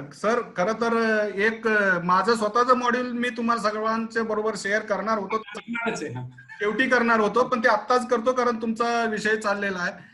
एक 0 टाइम नावाची कन्सेप्ट आपण जर राबवली आणि जर आत्ताच्या एकूण परिस्थितीनुसार एक 6 महिन्याचा सेटबॅक मागे घेतला तर एक पर्याय तुम्हाला सांगतो की प्रत्येक सेमिस्टर 6 महिन्यानं मागे सरकेल आणि आज 6व्या सेमिस्टरचा विद्यार्थी या अकॅडमिक इयरच्या 6व्या सेमिस्टर मध्ये राहील आणि डिसेंबरला 6वी सेमिस्टर संपेल आणि 1 जानेवारी पासून नवीन वर्ष, नवीन अकॅडमिक इयर चालू होईल.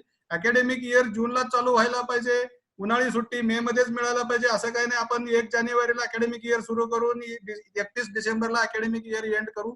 कदाचित ही आपत्कालीन परिस्थिती आणखीन वाढली तर 0 टाइम 6 महिन्याचा आपण 1 वर्षापर्यंत पण नेऊ शकतो. अशा पद्धतीचं एक मॉडेल माझ्या डोक्यात होतं, मी सगळ्यात शेवटी शेअर करणार होतो, पण एकूणच एपीकेची आणि अडसूळ सरांची चर्चा बघता मला आता शेअर करण्याचा मोह झाला. अवताडे सरांचं काय ग्राउंड रिअल मॉडेल आहे यावेळी? सर, आता वेगवेगळ्या विद्यापीठाच्या काही परिपत्रकावरून असं लक्षात येते की अडसूळ सरांनी मला उल्लेख केला की प्रॅक्टिकलचं काय करायचं. प्रॅक्टिकलची मार्क्स सायन्सच्या बाबतीत आता सोलापूर विद्यापीठामध्ये त्या संबंधित विषय शिक्षकांना द्यावीत अशा प्रकारचं सर्क्युलर निघालेला आहे. त्यामुळे त्याचा वर्षभराचा परफॉर्मन्स बघून त्यांनी ती मार्क्स द्यायचे म्हणजे तो प्रश्न आता सुटल्यात जमा आहे. आता प्रश्न राहतोय तो म्हणजे फक्त थिअरी एक्झामिनेशनचा राहतोय. त्याच्यामध्ये मला असं वाटतं की थिअरी एक्झामिनेशन मध्ये 50-50% धोरण आपलं ऑलरेडी ठरलेलं आहे. इंटरनल इव्हॅल्युएशन कॉलेज लेवलचं 50% आणि लेखी परीक्षा 50% म्हणजे युनिव्हर्सिटी एक्झामिनेशन असं जे मॉडेल युजीसीनं सुचवलेलं आहे किंवा आपण सध्या जे प्रचलित वापरण्याचा प्रयत्न करतोय त्याच्यामध्ये रिटर्न एक्झामिनेशनच्या बाबतीत मला अजूनही असं वाटतं की जरी आदरणीय अडसूळ सर किंवा अन्य मान्यवर यांनी मतं व्यक्त केली असली तरी सुद्धा की रिटर्न एक्झामिनेशन घेण्याच्या किंवा कुठलीही एक्झामिनेशन घेण्याच्या भानगडीत पडू नये. ओरली असेल की साधारणपणे त्याचा पाठीमागचा परफॉर्मन्स क्लिअर विद्यार्थी जे आहेत ज्यांचा एसवायचा काही बॅकलॉग नाही अशा विद्यार्थ्यांना पाठीमागच्या 5 सेमिस्टरचे ऍव्हरेज मार्क्स द्यावेत. म्हणजे तेवढे साधारणपणे 50% विद्यार्थी असतील विशेषतः ग्रॅज्युएट लेवलचे ते क्लिअर होऊन जातील. त्यांना डिग्रीज मिळतील, त्यांना जॉबच्या ऑपॉर्च्युनिटी मिळतील आणि एक मार्ग त्यांचा मोकळा होईल. ज्या विद्यार्थ्यांना एसवायचं राहिलेलं आहे त्या विद्यार्थ्यांचा फक्त सध्या प्रश्न येईल कारण एफवायचा राहिलाय आणि एसवायला आलाय आणि तथापि तो टीवायला जाणार हा एक वेगळीच बॅच असणार आहे. सर, अडसूळ सरने जे सांगितलं ते वेगळा मुद्दा आहे. आता टीवायला पण आपण ऍडमिशन देणार आहोत आणि त्याचे एफवायचं पण राहिलेलं आहे, त्याच्यासाठी वेगळा विचार करावा लागेल. आता प्रश्न फक्त लास्ट इयर, फायनल सेमिस्टर आणि मग त्याच्यामध्ये पीजी असेल किंवा युजी असेल तर यांना आपण जर ऑन अन ऍव्हरेज मार्क्स दिली आणि त्याला जर इम्प्रुव्हमेंटची ऑपॉर्च्युनिटी दिली भविष्यात, समजा त्याला वाटली मला खरंच कमी पडतात किंवा मला गरज आहे अजून मार्क्सची, तर त्याला वेगळी संधी भविष्यात ह्या महामारीच्या ह्याच्यानंतर देता येऊ शकते. परंतु तो विद्यार्थी किमान डिग्री घेऊन बाहेर जाऊ शकतो. त्याला मार्क्स अलॉट करायचे. शेवटी काय आपण त्याला ग्रेड देणार नाही किंवा काय नाही, मार्क्स अलॉट करावेत. म्हणजे त्याला समजा पाठीमागे 60% ऑन ऍव्हरेज असतील तर आता 60% द्यावेत. 50% इंटरनलचे ऑलरेडी दिलेले आहेत. एक्सटर्नलचे जे काही द्यायचे त्याचे मार्क्स पर्सेंटेज निघून जाईल, फारसा फरक आणि तफावत पडणार नाही आणि त्याला पुढच्या ज्या ऑपॉर्च्युनिटी आहेत म्हणजे राज्यामध्ये आपल्या आता प्रचंड मोठी मॅन पॉवर पण लागणार इतर राज्यात निघून गेले आहेत. अशा वेळेला बऱ्याच कंपन्या त्याचे डिग्री सर्टिफिकेट सर मागतायत. त्यामुळं मगाशी अडसूळ सरने केलेला मुद्दा या ठिकाणी मला फार महत्त्वाचा वाटतो की हे तुम्ही कधी करणार आहात. म्हणजे आत्ता करणार आहात की अजून 6 महिन्यानं करणार आहात. जर 6 महिन्यानं करणार असेल तर आता चर्चा करण्यात काहीच अर्थ नाही. चर्चा अशी आहे की आता त्यांना डिग्री हव्यात ह्या 15 दिवसात 20 दिवसात. मग अशा वेळेला तुमच्याकडचं सोल्युशन काय? तर मला वाटतं हे माझं जे सोल्युशन आहे ते जरा मला जास्त समर्थ वाटतं की पटकन त्यांना बाजूचे विद्यार्थी राहिले त्यांनाही याच पद्धतीनं थोडासा विचार करून त्यांनाही कसं डिग्री देता येईल किंवा काय करता येईल याच्याबद्दल थोडंसं वेगळं मॉडेल किंवा मगाशी कुलकर्णी सरांनी त्या सांगितलं त्या पद्धतीनं ज्यांचं पाठीमागचा खूपच बॅकलॉग राहिलाय आणि त्याचा ऍव्हरेजला पण पर्सेंटेज पुढे येत नाही तर फार काही चांगलं प्रगतीकारक त्याचं नाही, त्यासाठी वेगळा विचार करावा.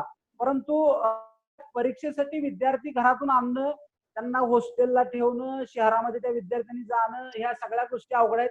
ग्रामीण भागातल्या सेंटरला कुठंतरी आज सोलापूर सारखी परिस्थिती सुद्धा वाईट आहे. पुण्याचा आणि मुंबईचा तर विषय सोडून द्या, सोलापूर शहरातली महाविद्यालय सुद्धा आज विद्यार्थ्यांना एकत्र आणू शकत नाहीत, इतकी वाईट परिस्थिती महाविद्यालयांची आहे. त्यामुळं या विद्यार्थ्यांना एकत्र आणणं किंवा परीक्षेसाठी घरातून बाहेर काढण्यापेक्षा त्यांना चांगल्या पद्धतीनं गुणदान करून कशा पद्धतीने त्याला देता येईल, कारण त्याला ऑलरेडी 5 सेमिस्टर आपण टेस्ट केलेला आहे. असं नाही की त्याला आता डायरेक्ट तुम्ही त्याच्यावर काहीतरी उपकार करतोय आपण, त्याला ऑलरेडी टेस्ट केलेला आहे आणि टेस्ट केलेलं असताना आपण त्याला मार्क्स या पद्धतीने दिले आणि बॅकलॉगच्या संदर्भातलं काही वेगळं धोरण जर ठरवलं पॅरलली तर निश्चितपणानं काही विद्यार्थी म्हणण्यापेक्षा बरेच विद्यार्थी डिग्र्या घेऊन मोकळे होतील. इंजिनिअरिंगचे विद्यार्थी डिग्र्या घेऊन मोकळे होतील आणि ज्या विद्यार्थ्यांना जॉब मिळतील, केमिस्ट्री, फिजिक्स यासारख्या सायन्सच्या विद्यार्थ्यांना वेगवेगळ्या कंपन्यामध्ये जॉब मिळेल की मग इतर राज्यातले विद्यार्थी येतील आणि इथं जॉब मिळवतील आणि आपले विद्यार्थी केवळ या प्रक्रियेमध्ये पाठीमागे राहून आमच्याकडे डिग्रीज नाही, आमची महाराष्ट्रामध्ये खूपच पसरलेला आहे. आणि एक मुद्दा आहे की मला 2-3 वेळा 2-3 वक्ते बोलले की प्राध्यापकांनी घाबरवण्याचं कारण नाही किंवा प्राध्यापकांनी घाबरण्याचं कारण नाही. प्राध्यापक कुठेही घाबरत नसतोय किंवा घाबरवत पण नसतोय. Teacher is always above the society आणि त्यामुळे उगीच असं इंटरप्रिटेशन करू नये. यातलं वर्केबल सोल्युशन खरं तर निघालं पाहिजे. मला एवढं हा त्यातला भाग आहे. त्यामुळं मार्क्स द्यावेत आणि शासनाने याच्याबद्दल नीट करून धोरण ठरवावं आणि ते कुठल्याही डिस्प्यूट शिवाय मगाशी कोणीतरी सांगितलं किंवा काउन्सिलची मिटिंग घ्यावी आणि पटकन महाराष्ट्राचं धोरण फिक्स करावं.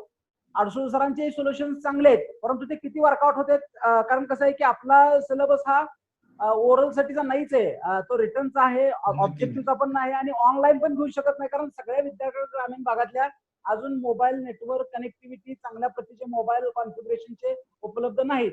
अशा वेळेला सरळ सरळ त्याला गुणदान करावं आणि भविष्यात इतर काय जे राहिलेले लोक असतील FY, SY आणि TY ला आले यांच्यासाठी वेगळं धोरण, असे 2-3 टप्प्याची धोरण तुम्हाला ठरवावी लागतील, तरच ते यातनं लवकरात लवकर मार्ग निघेल. आणि हे लवकर केलं पाहिजे. एक माझं त्याला उशीर लावून अजिबात अर्थ नाही. तर तुम्ही 6 महिन्यानं परत 2 लाख 3 लाख रुपये झाल्यानंतर परत चर्चा करणार असाल तर ते चुकीचं आहे. तुम्हाला सोल्युशन हे लवकरात लवकर तात्काळ दिलं पाहिजे आणि त्या विद्यार्थ्यांना डिग्रीज दिल्या पाहिजेत आणि त्यासाठीचा हा मार्ग मला संयुक्त धन्यवाद. नक्की अवताडे सरांचं हे इमर्जन्सी मॉड्यूल आपल्या समोर आलं. माझ्यासोबत पिंगुरे सर आहेत बार्शीहून. पिंगुरे सर, माझा आवाज येतोय? पिंगुरे सर, पिंगुरे सर बोला.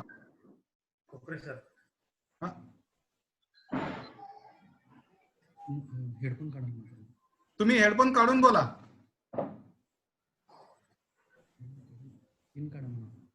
मोबाईल मधनं पिन काढून बोला. मोबाईल मधनं पिन काढून बोला बघू. हॅलो, मोबाईल मधनं पिन काढा सर.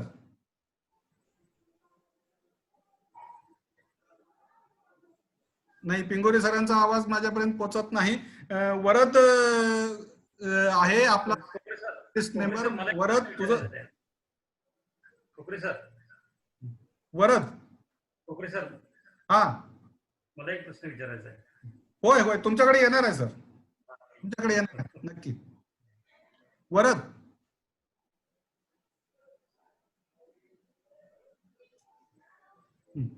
वरद माझा आवाज येतोय?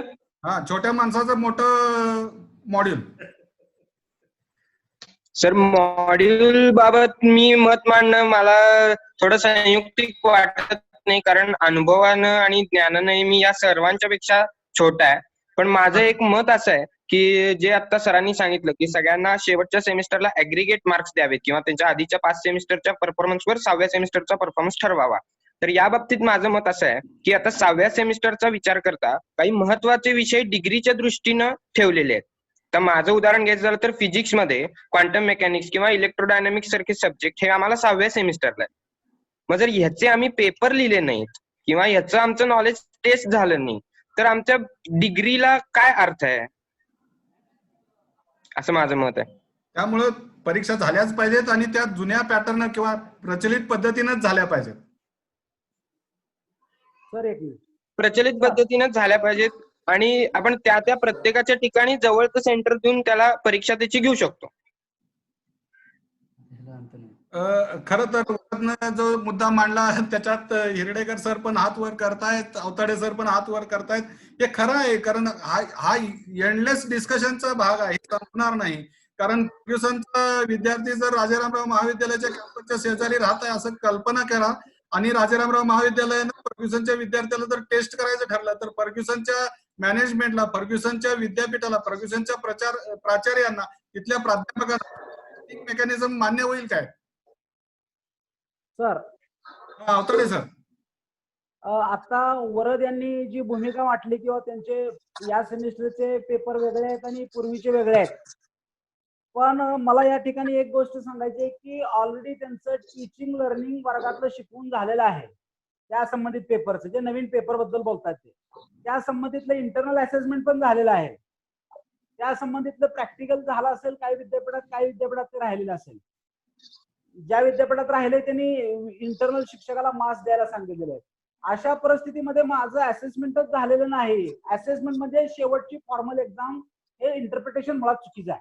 असेसमेंट तुमचं संबंध सेमिस्टरमध्ये झालेलं असतं, इंटरनल मार्क्स मुळे झालेलं असतं, तुमच्या प्रॅक्टिकलमध्ये तुमच्या टीचरचा तुमच्याकडे बघण्याचा अप्रोच मधून ते झालेलं असतं.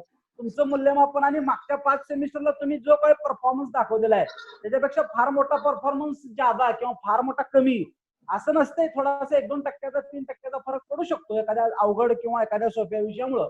तर त्या नक्की सर, पद्धतीनं मग त्यामुळे मला असं वाटतं की ते जे म्हणतायत की माझं असेसमेंटच झालं नाही तर माझ्या डिग्रीला काय, ते चुकीचं आहे. तुमचं टीचिंग लर्निंग ऑलरेडी झालं नाही ना. तुमचं टीचिंग लर्निंग झालेलं नसतं तर हे मुद्दे आले असते. हो, ते संपलेलं आहे तुमचं टीचिंग आणि ते ज्ञान तुमच्या डोक्यात आहे, फक्त पेपरवर यायचं आहे. म्हणून एवढा तास कशाला धरताय तुम्ही? चुकीचं आहे. नक्की नक्की नक्की नक्की अवताडे सर, नक्की. सतीश, शेवटचे 30 सेकंद फक्त, काय रिमार्क देशील? ज्या पद्धतीनं वरदनी प्रश्न उपस्थित केला की मी जे विषय शिकतोय त्या संदर्भामध्ये आणि परीक्षे पद्धतीच्या संदर्भामध्ये पण क्षमता ची चाचणी घेण्यासंदर्भामध्ये, तर आपण बघतोय की युजीसी नेट ज्या पद्धतीने ऑनलाईन एक्झाम घेते की वेगवेगळ्या पद्धतीचे प्रश्न आहेत वेगवेगळ्या विषयाच्या संदर्भामध्ये, तशा पद्धतीनं परीक्षा आपण घेऊ शकतो ऑनलाईन पद्धतीनं. परंतु त्यासाठी सर्वात महत्वाची गोष्ट आहे की विद्यार्थी, कुलगुरू आणि कुलपती यांची तयारी पाहिजे. कारण विद्यापीठ कायद्यामध्ये विद्यार्थी हा केंद्रबिंदू आहे, परंतु विद्यापीठ कायद्याची अंमलबजावणी होताना आपल्याला कुठंच दिसत नाही. की प्रत्येक कायद्यामध्ये अशी तरतूद आहे की प्रत्येक ज्या कमिटी आहेत, जे काउन्सिल आहे, त्या प्रत्येक ह्याच्यावरती विद्यार्थी प्रतिनिधी हवा आहे कायद्यामध्ये, परंतु कुठेही नाही. परीक्षाच्या कमिटीमध्ये विद्यार्थी प्रतिनिधी पाहिजे अशी तरतूद आहे, परंतु हे होताना दिसत नाही. त्यामुळं विद्यार्थ्यांना बरोबर ते घेऊन कुलगुरू आणि कुलपतींनी आणि राज्य सरकारने ठरवायचे की परीक्षा पद्धती कशा पद्धतीने परीक्षा घ्यायची आणि कोणत्या कोणत्या वर्षाची घ्यायची. परीक्षा घ्यायची असेल तर 3 वर्षाची योग्य मार्ग विद्यार्थ्यांना घेऊनच काढावा. नक्की नक्की. आपण समारोपाकडे जातोय. समारोपापूर्वी महाविद्यालयाचे प्राचार्य ढेकळे सर आहेत. ढेकळे सर, आपलं सबमिशन एकूणच या सबमिशन. प्रश्न विचारायचा. नक्की नक्की, आपल्याला प्रश्न विचारायला संधी आहे. तर मोस्टली माझा प्रश्न हिरडेकर सरांना आहे, अडसूळ सरांना आहे, माळी सरांना सुद्धा आहे. आपण परीक्षा सत्र 2 सरांनी सांगितले की वर्षभर टीचिंगची प्रक्रिया सुरू असते. वर्षभर विद्यार्थी त्या कारणाला असेस केला जातो, म्हणजे त्याचं मूल्यांकन होत असतं. मग ते होम असाइनमेंट असेल, प्रोजेक्ट रिपोर्ट असेल, प्रॅक्टिकल असेल, या अर्थानं तुम्ही सत्रात का अडकता? अॅन्युअल परीक्षेचा का विचार करत नाही आहे? मगाच कोकरे सर म्हणाले की परीक्षा किती आहे? परीक्षा ज्या विद्यार्थ्यांना तोंडाला देत असेल तर एक मूळ सेमिस्टर म्हणजे ह्या प्रत्येक सेमिस्टरला तोंड देण्यापेक्षा आपण अॅन्युअल पॅटर्नचा काय विचार करत नाही आहे. आणि या संदर्भात युजीसी किंबहुना आपण शिवई म्हणून काम केलेलं आहे, आपण काम केलेलं आहे, याबद्दल आपलं मत काय आहे की ह्याच्यामुळं किमान 50% परीक्षा म्हणजे 6 सत्राच्या ऐवजी 3 अॅन्युअल एक्झामिनेशन आपण येऊ आणि परत कंटिन्युअस इंटरनल इव्हॅल्युएशनला आम्ही शिक्षक मंडळी तयार आहोत की त्याच्या होम असाइनमेंट जातील, ट्युटोरियल आहेत, त्याच्यानंतर त्याच्या ओरल आहेत, त्याचं प्रेझेंटेशन आहे, त्याच्या प्रॅक्टिकल्स एक्झामिनेशन आहेत. या माध्यमातून त्याचं वर्षभर मूल्यमापन आहे, ते मूल्यमापन होत राहतं आणि हे केलं तर बऱ्यापैकी 50% परीक्षेचा भार कमी होईल आणि त्याचं मूल्यांकन करणं सोयीचं होईल. तर मला आपल्याला असं विचारायचं आहे की आपण why don't you think in connection with the pattern of examination. नक्की नक्की सर. माळी सर, प्राचार्य साहेब विचारतायत की आपण अॅन्युअल पॅटर्नला पुन्हा एकदा जाऊन बघायला काय हरकत आहे सध्या तरी? हा कोविडच्या पार्श्वभूमीवर माळी सरांशी कनेक्शन होत नाही. हिरडेकर सर, आता हा जो पर्याय आहे, आता आपला अभ्यासक्रम ठरलेला आहे, मान्य झालेला आहे, हा पर्याय पुढचा पर्याय असू शकेल. अकॅडमिक इयर पासून करता येईल का? इयर मध्ये करता येईल. आणि वरदनी जो प्रश्न विचारला महत्वाचा आहे की ग्रेडेड अभ्यासक्रम जो असतो, पहिल्या वर्षाला कोणता अभ्यासक्रम, दुसऱ्या वर्षाला कोणता अभ्यासक्रम, तिसऱ्या वर्षाला कोणता अभ्यासक्रम, म्हणजे अमुक एक अभ्यासक्रम पूर्ण झाल्याशिवाय त्याची परीक्षा ऍव्हरेजिंग करणं हे सुद्धा तितकं आउटकम बेस्ड एज्युकेशनचा जो आपण विचार करतो, प्रत्येक अभ्यासक्रमाचे, प्रत्येक चॅप्टर मधल्या प्रत्येक युनिटचे हे आउटकम्स ठरलेले आहेत. ते आउटकम बेस्ड जर आपल्याला पाहायलाच मिळाले नाहीत आणि त्याचं ऍव्हरेजिंग आपण करायला गेलो, जे माहित नाही त्याचं ऍव्हरेजिंग करायला गेलो, तर ते चुकीचं आहे. त्यामुळे ह्या परीक्षा व्हायला पाहिजेत. आणि ढेकळे सर म्हणतायत तो पर्याय पुढच्या सेमिस्टरमध्ये आपल्याला अॅन्युअलचा वापरावा आणि कंटिन्युअस कॉम्प्रिहेन्सिव्ह इंटरनल असेसमेंट, सर्वंकष सातत्यपूर्ण मूल्यमापन, याला जर आपण स्ट्रेंथन केलं प्राध्यापकांच्यावर विश्वास टाकून पूर्णपणे, तर तो पर्याय आहे. म्हणजे एंड परीक्षेची जी भीती आहे ती भीती निघून जाईल. पण ही शेवटची परीक्षा ड्रॉप करून अवरेजिंग करणं याच्यात कसं आहे. मग आता हेच सूत्र जर आपण IAS परीक्षेला लावलं, प्रिलिम मेन झालेली आहे आणि 100-200 मार्काचं पर्सनल इंटरव्ह्यू राहिलेला आहे, मग त्याचं ऍव्हरेजिंग करून पर्सनल इंटरव्ह्यू रद्द करायचे का? किंवा एखाद्या विद्यार्थ्याला वेपन्स वापरायला आर्मी स्कूलमध्ये शिकवलेले आहेत, वेपन्स वापरामध्ये शेवटच्या याच्यामध्ये स्टेनगन कशी वापरायची आणि रॉकेट लॉन्चिंग कसं वापरायचं हे राहिलेलं आहे, मग मागच्याचं ऍव्हरेजिंग करून द्यायचं का? म्हणजे असं ऍव्हरेजिंग करणं जे आहे, ह्या प्रत्येक कुठल्याही अभ्यासक्रमामध्ये पहिलं वर्ष, दुसरं वर्ष, तिसरं वर्ष, चौथं वर्ष हे प्रत्येक परीक्षेचं वेगळं वेगळं आहे. जसं मेडिकलच्या परीक्षेमध्ये शेवटचं बॉडी डिसेक्शनचं असेल किंवा ऑपरेशनचं असेल, तर प्रत्येक परीक्षांचे हे ग्रेडेड अभ्यासक्रमामध्ये वेगवेगळी उद्दिष्ट आणि वेगळे ऑब्जेक्टिव्ह ठरलेले आहेत. ते योग्य झाले की नाही हे तपासणं गरजेचं आहे. त्यामुळे कुठलीही परीक्षा गृहीत धरून ऍव्हरेजिंग करणं, त्याच्याऐवजी त्या परीक्षा घेतल्या पाहिजे. नक्की सर, नक्की. अडसूळ सर, आपण चर्चासत्राच्या समारोपाकडे जातोय. समारोपाची 30 सेकंद आपल्यासाठी. अडसूळ सर. तर ते आता वरदनं जे सांगितलं, मला टीवायला लास्ट सेमिस्टरला इलेक्ट्रोडायनामिक्स आणि किंवा क्वांटम मेकॅनिक्स, आता हे विषय असताना सुद्धा मागचे विषय त्याच्याशी काहीही संबंधित नाहीत. त्याचं म्हणणं एकदम बरोबर आहे आणि त्याचं ऍव्हरेजिंग करून क्वांटमला न्यावा. दुसरा भाग अवताडे सरांना मला रिक्वेस्ट करायची आहे की त्याचं टीचिंग झालेलं आहे, त्याचं फक्त परीक्षा घ्यायची राहिली, हे लॉजिक बरोबर नाही. मग परीक्षा कन्सेप्ट आला कशात आलं? म्हणजे इमोशनल होऊन चालणार नाही.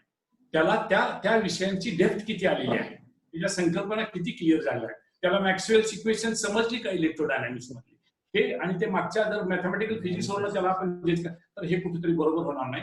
परीक्षा ह्या झाल्या पाहिजे आणि त्याला मी सांगतो की अल्टिमेट याला उत्तर एकच येणार आहे की तोंडी परीक्षा कॅम्पसमध्ये कमीत कमी विद्यार्थ्यांना सगळ्यांना पुढच्या वर्षीचा गोंधळ टाळायचा असेल तर, माझ्या अनुभवातून परत एकदा मी रिपीट करतो, पुढच्या वर्षी जास्त गोंधळ होणार आहे. थँक्यू. माळी सर, शेवटचे 30 सेकंद, काय समअप करायचं? हा, नाही ठीक आहे. आता समअप करायचं झालं म्हणजे आधी शासनाने म्हणजे राज्यपाल आणि मुख्यमंत्र्यांनी निर्णय घ्यायचा. परीक्षा घ्यायच्या झाल्या तर मग ते विद्यापीठाची जी कमिटी त्यांनी नेमलेली आहे, 4 कुलगुरू आहे, 2 डायरेक्टर्स आहेत, ते त्यांनी त्याच्यावर विचार करून मग परीक्षा कशी घ्यायची हे त्याच्यावरून ते ठरवतील आणि मग ते सगळ्या विद्यापीठांनी फॉलो करायचं. तुमचं मॉडेल काय सर? नाही, माझं मॉडेल मी म्हणलं की ते माझं चॉईस आहे की 50%, कारण 50% इंटरनल झालेला आहे, 50% राहिला आहे. त्या 50% मध्ये 30% मल्टिपल चॉईस आणि 20% शॉर्ट आन्सर, की ज्याच्यामध्ये मल्टिपल चॉईस आणि शॉर्ट आन्सर हे तपासायलाही सोपं आहे. ते वय मारणे मल्टिपल चॉईस होईल आणि हे जे आहे आणि तेही कॉलेजमध्येच ते तपासायचं आणि विद्यापीठाकडे रिझल्ट पाठवायचे. Okay, thank you. Thank you sir. खरं तर DJ साळुंके सर आहेत सध्या आपल्यासोबत, जे सोलापूर विद्यापीठाचे माजी परीक्षा नियंत्रक होते. DJ साळुंके सर, माझा आवाज येतोय तुमच्याकडे? DJ Salunke sir.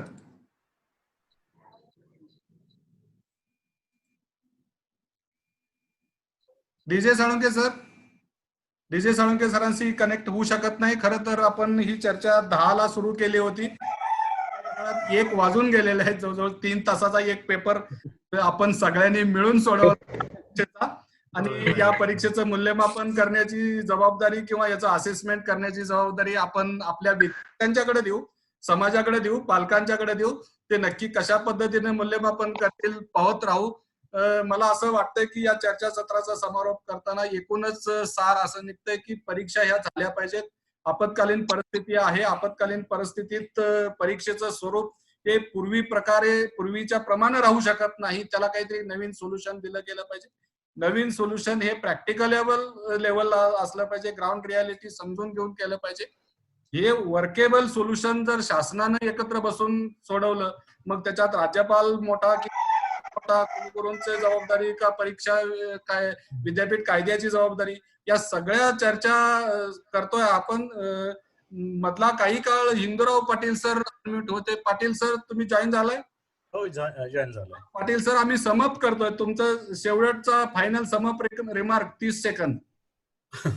नाही, 2 गोष्टी मला आवडल्या. एक, सगळ्यांचा सूर असाच होता की परीक्षा व्हायला हव्यात, परीक्षेच्या स्वरूपाबद्दल थोडीशी मतभिन्नता, पण ओरल आणि ऑब्जेक्टिव्ह वस्तुनिष्ठ अशा स्वरूपाची जर प्रश्नपत्रिका परीक्षा झाली तर ती खूपच फलदायी ठरेल, पण परीक्षा व्हायला हव्यात या मताशी मात्र मी ठाम आहे. Thank you sir, thank you. धन्यवाद. आपण सर्वजण या चर्चासत्रात सहभागी घेतलात. मी डॉक्टर श्रीकांत कोकरे, राजारामराव महाविद्यालयाच्या ऑनलाईन कॅम्पस मधून. माझ्यासोबत आहे डॉक्टर संजय लट्टे, जे टेक्निकल संयोजन म्हणून काम करतायत. आमच्या अंतर्गत गुणवत्ता हमी कक्षाचे माझे संचालक डॉक्टर शिवाजी कुलाळ माझ्यासोबत आहेत. आमची टेक्निकल टीम राजारामराव महाविद्यालयातली माझ्यासोबत काम करते.